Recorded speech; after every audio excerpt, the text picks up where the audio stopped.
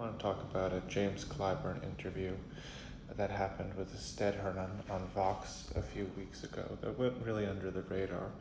But I think it really is a good example of highlighting what is wrong with Democratic leadership at this moment. And should also talk about James Clyburn himself individually. Now, before I talk about him, James Clyburn I do feel is worthy of a lot of respect, and in the same way that Stephen A. Smith used to have a long thing that scrolled by of all of LeBron James's accomplishments before he went into any criticism of him, I feel like James Clyburn deserves the same sort of respect, that he has a lot of really significant accomplishments and a history of activism that deserves to be respected, and he should be remembered with respect. But this interview, I think, really highlights a lot of things about the elderly wing of the Democratic Party and why they are failing to meet the moment really horrifically. I think one of the first things to say about this interview is that it's conducted very well by Stedhern, who I think is able to push Clyburn several times, but still shows him the respect that he has deserved, and keeps the interview civil and cordial, where they can have a proper dialogue, which always makes for a better interview than when things become contentious.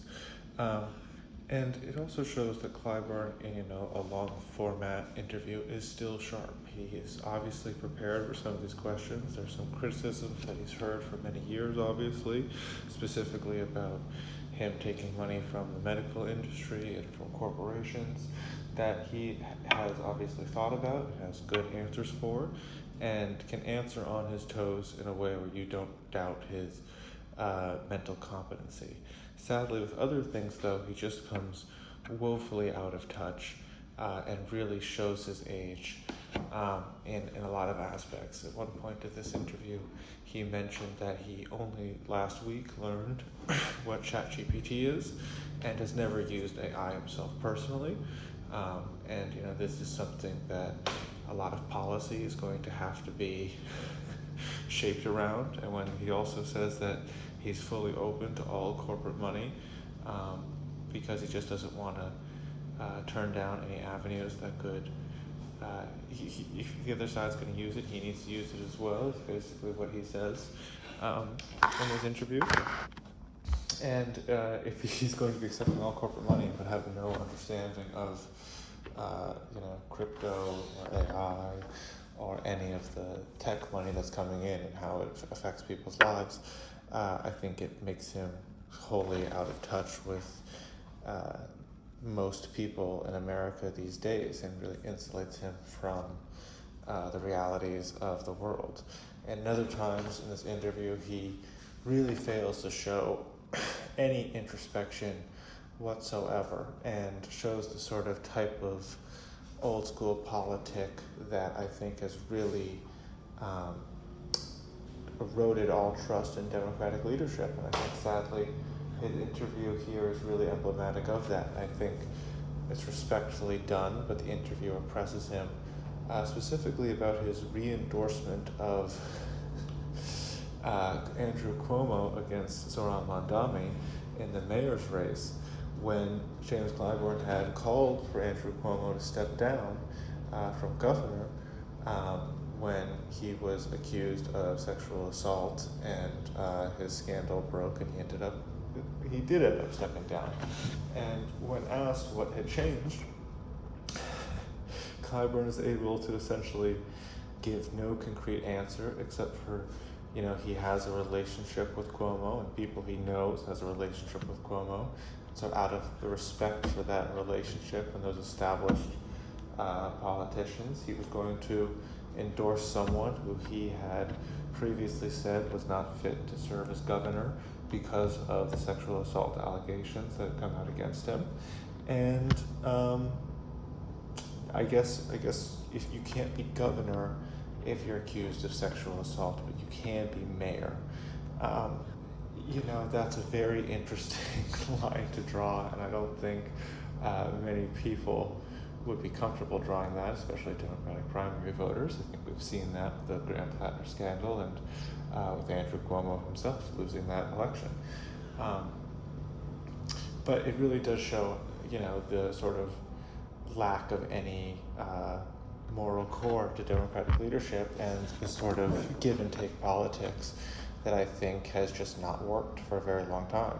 And throughout this interview, James Clyburn just shows no ability to have any introspection about his time in Congress and Democratic leadership during that time and how it may have led to the current moment where it is. I mean, Ested Hernan asks about how he feels about Lindsey Graham's death that just happened. He doesn't bring up that 2 other members of Congress have died in this Congress, 2 Democrats, I should say, one of which, Gene Connolly, is going to be mostly remembered for keeping AOC out of Democratic leadership and then dying of cancer immediately after, unable to fulfill the role that he needed to do. And David Scott, who was a respected elderly member of Congress from Atlanta, Georgia, died at 80 years old. And I think, dying in the office should be something that's extremely shameful. James Clyburn is 86 years old. This interview actually happens on his birthday, of all things. And if he runs again or 2 more times, it's very likely that he's going to pass away in office. And I think that would be a terrible stain to his legacy, as it was to Dianne Feinstein, as it was to those other people, as it will be to Mitch McConnell, and as it was to Lindsey Graham. I think passing away in office is something that across the board, left, right, or center, should be considered something pretty shameful. I think a key part of having power, maintaining power, and being good power in the long run is being able to find a leader to pass that power off to cleanly. And even politicians I like Bernie Sanders, he should not pass away in office. I think that would be a real shame for his legacy as well. There's a real lack of introspection from Clyburn about how Democratic leadership has failed to meet the moment, how the Biden administration, through their wishy-washiness and trying to be bipartisan, wasn't, and just by having Biden as a president who wasn't able to go out and message and wasn't physically capable of doing those things in the last 2 years, led to Donald Trump again. He has no ability to give ground on what that might have happened. And in the end of the interview, shockingly, he kind of contentiously just blames African Americans for not showing up for Kamala Harris, and saying that the Democratic Party only has a media issue against their leadership.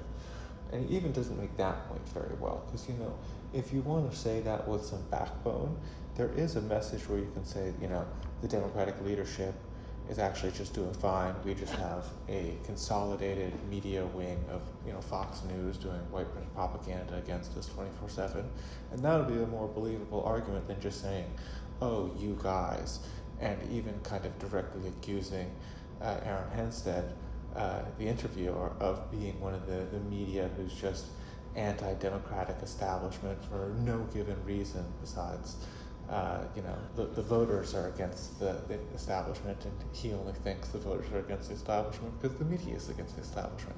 So the whole argument is sort of like a snake eating its own tail, which is sad, because as I got back to when you began, James Clyburn, I believe, is a figure worthy of respect, and I hope he finds a successor. Also, very shocking, at the end of this interview, he's kind of thrown a bone, and he's asked, who do you think are the next young up-and-coming black leaders in Congress, or minority leaders in Congress? And he says, oh, there's tons, but I won't name any. It's like, come on, man, just name some. Read the room a little bit. Anyway, I hope, again, he's a figure worthy of respect, and I hope he can find a successor to hand his seat over to and endorse, because if he passes away in office, I believe it will be a great stain on his legacy, and really make people question why we moved it'll just be a great stain on his legacy.